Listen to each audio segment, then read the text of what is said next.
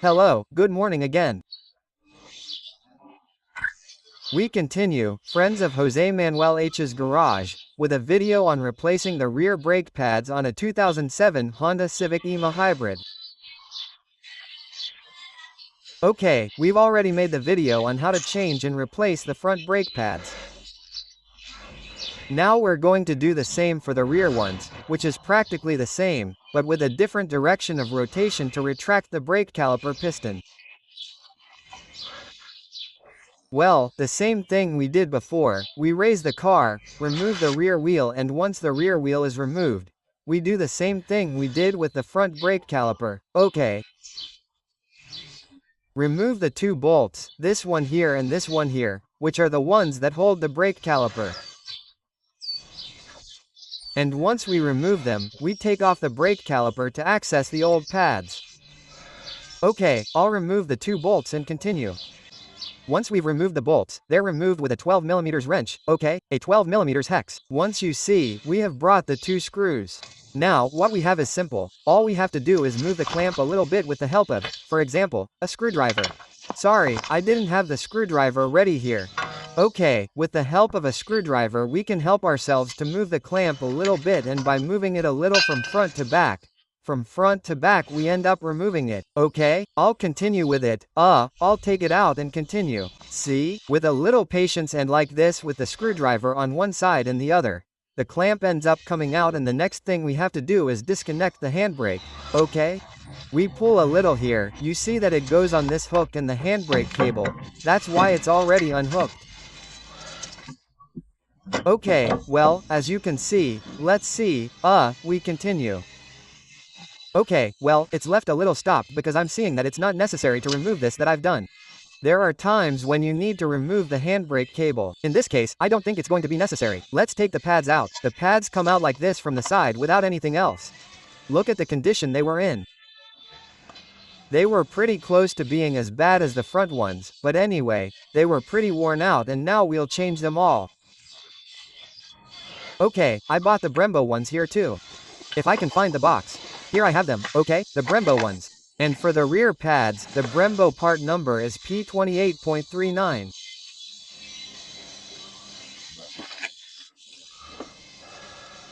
Okay, well, let's put the new pads in, and then what we have to do is move the brake caliper piston back, okay?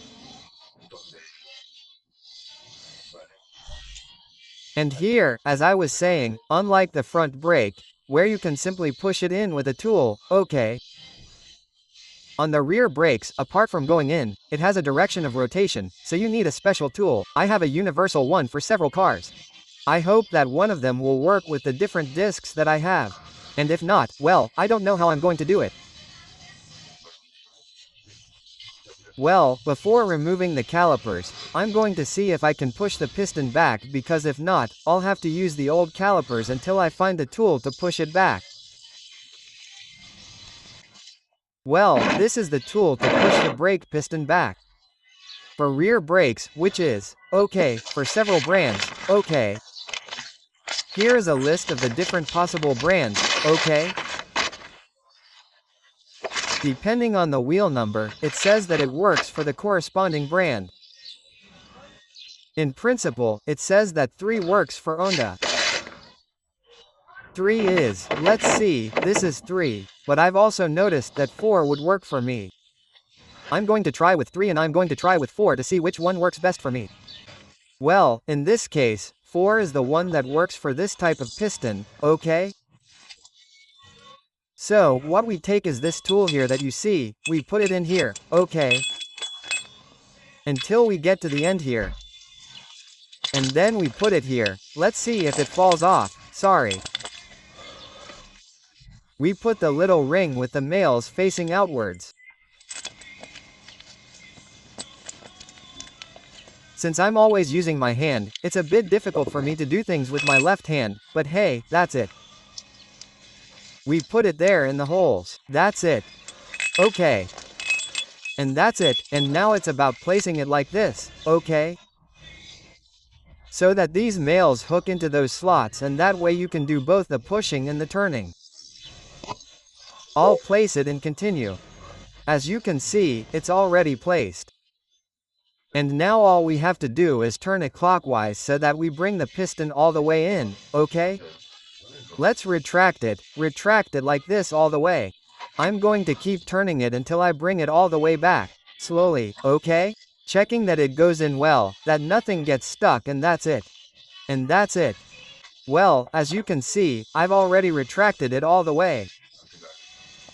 It's at the end of its possible travel, so this way we already have enough caliper clearance for the new pads to fit properly.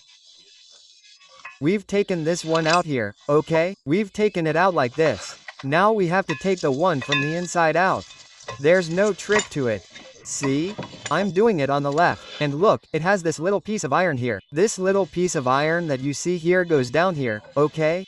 It goes in this position, okay? This would be up top and this would be down. Well, that's how it goes. Okay, there goes the little piece of iron.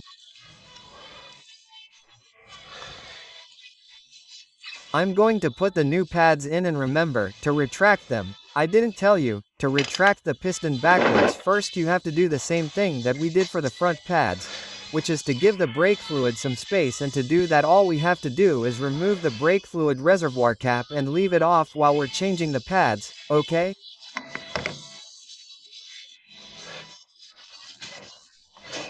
To retract the piston correctly, I'm going to the new pads and do the same steps for the reverse.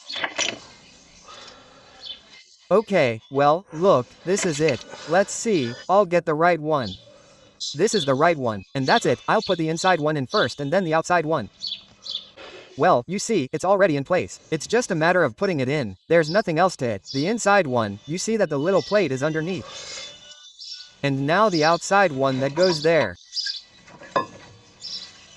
Okay, we'll fit it in. And we'll continue. See, they're perfectly in place. And now, since we have the piston retracted, we have space to put the caliper and everything fits. Okay, come on, I'll put it in and we'll continue. Okay, so now we have both the inside pad in place, that is, the outside one, and the inside one. The caliper is now properly positioned to face it and place the screws, the top and the bottom one. And all we have left to do now is to put it in properly and put both the top screw and the bottom screw in. And there we have to place it, as we did exactly the same with the front brake calipers with a little bit of blue loctite and a nut lock, okay? Medium hardness, okay? Which is the blue one? Come on, I'll do it. We put both the two screws, the top one and the bottom one. And that's it. Well, you see, I've already put a little bit of blue loctite, and now we can go to put the screw in its place. Okay. Well, once we have put the two screws well secured with the loctite, we have made sure that this coupling of the handbrake is well placed, everything is well tightened and the pads are well placed. The only thing left to do is put the wheel back on and give it a previous turn, that is, give it a turn to see that everything is well fitted. Remember that brake pads have to be worn in, and that at first they don't break as well because the new ones have a film of paraffin or something else. And until that wears off after about 50 kilometers, which is what they say is the usual wear and tear of the brake pads, the car won't brake properly.